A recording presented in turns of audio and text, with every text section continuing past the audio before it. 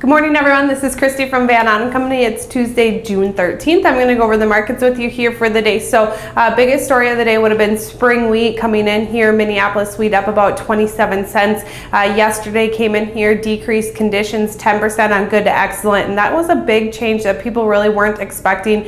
You knew there'd be a decrease coming. The crop conditions in North Dakota, South Dakota are extremely poor with how dry they've been. But it was enough to really push this market a lot higher. I was hoping that maybe you'd see it pull up corn and soybeans with it. It looked like at one point it kind of was, but you just couldn't muster up the strength, and really it's just showing you that these are completely two different stories. So no real threats right now in the forecast for either corn or soybeans, but really the damage has been done to spring wheat, and that's what able is to keep it higher. Corn was up about 6 at one point and then came back, only trading about 3.5 higher on the day. Beans up 9 at one point, closing about a penny higher on the day. So a little bit of a weaker close. Minneapolis was able to bring back its wheats for Chicago and Kansas City up about anywhere from 10 to 14 cents. So there was some support there. But overall, just seeing that separation between wheat stories into the rest of the grain stories. So grain market's still struggling with the fact that there's no real threat there coming in.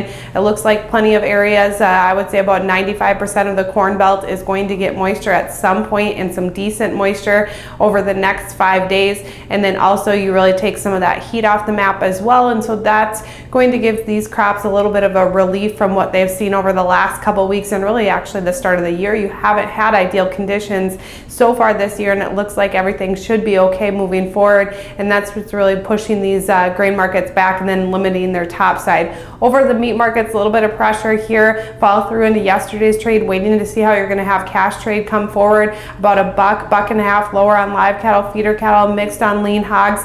And then over those outside markets, once again, a new all-time high in the Dow stock market. That has just a lot to do with the policies coming forth and maybe some talk of tax reform from the Trump administration. So that is seen as beneficial towards growth as far as economics. And so you're seeing that support come through. The US dollar a little bit weaker, not doing a whole lot, and then crude market came back about 25 cents. Moving forward, what we're going to be watching is all eyes on forecast, just to make sure no real threats really pop back up. I do have to close with the disclaimer: trading in futures and options involves risk loss and may not be suitable for all producers. Have a great day.